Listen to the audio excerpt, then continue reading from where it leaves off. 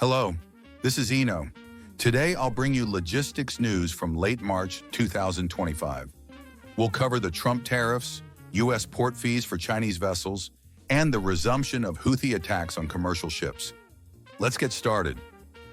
Trump tariffs imposed 25% on Canada and Mexico, additional 10% on China. On March 4th, the Trump administration imposed a new 25% tariff on imports from Canada and Mexico. In addition, it decided to raise the tariff on Chinese goods from the current 10% to a total of 20% by adding another 10%. As a result, trade with these three countries, which accounts for about 40% of U.S. imports and exports, is expected to be significantly affected. The tariffs on Canada and Mexico are also aimed at curbing illegal drug inflows.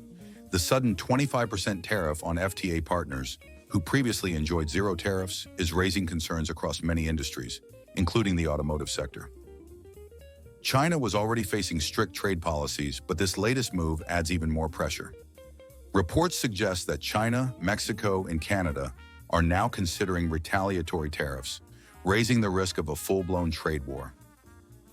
Amid these developments, the U.S. government is reportedly considering tariff exemptions or reductions for certain companies and industries.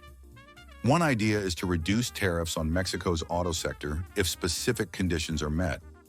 Attention is focused on how this will play out. The Trump administration also plans to extend personal income tax cuts set to expire at the end of 2025. If not extended, it could result in a de facto tax increase, possibly cooling consumer spending and hurting the economy. These new tariffs are expected to push up import prices, raising concerns about the impact on consumers. The effects may spread beyond trade, affecting the broader U.S. economy. The situation is being closely watched. Houthi rebels resume attacks on commercial ships. Suez Canal remains unstable. The Houthi group in Yemen has announced it will resume attacks on commercial ships linked to Israel. As a result, detours via the Cape of Good Hope are still expected instead of passage through the Suez Canal. The Houthis cited stalled ceasefire talks between Israel and Hamas and the halt of aid deliveries to Gaza as reasons for restarting attacks. In response, the U.S. launched airstrikes on March 15th to reduce the Houthis' military capabilities. Reports say the airstrikes killed 53 Houthi fighters and injured 98 others. Shipping companies have stated they will continue to avoid the Suez Canal until safety in the Red Sea and Gulf of Aden is assured. This could lead to persistently high ocean freight rates. U.S. port fees on Chinese ships could hit economy, $26 billion in added costs for consumers. The U.S. government is considering a new port fee system for Chinese ships, which could have a serious impact on the American economy. Chinese shipping companies, or any vessel built in China, may face fees of up to $1.5 million when entering U.S. ports. The CEO of the World Shipping Council warned that if these rules are implemented, the average U.S. import cost could rise by 20%. Industries such as energy, agriculture, and manufacturing would be affected. Port workers could also be impacted. Additional tariffs are already in place for imports from China. If this new fee is added, it may further accelerate inflation. Experts argue that the economic benefits to the U.S. must be carefully assessed. This policy also appears to have national security goals. Under the Maritime Security Program, MSP, the U.S. aims to ensure its domestic shipping companies can support military transport during emergencies. It also reflects a move to reduce dependence on China. However, U.S.-flagged vessels are still few in number, and Chinese ships dominate the market.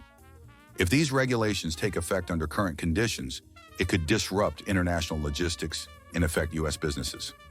Although the policy is still under discussion, it would likely raise shipping costs from China to the U.S., making future developments worth watching.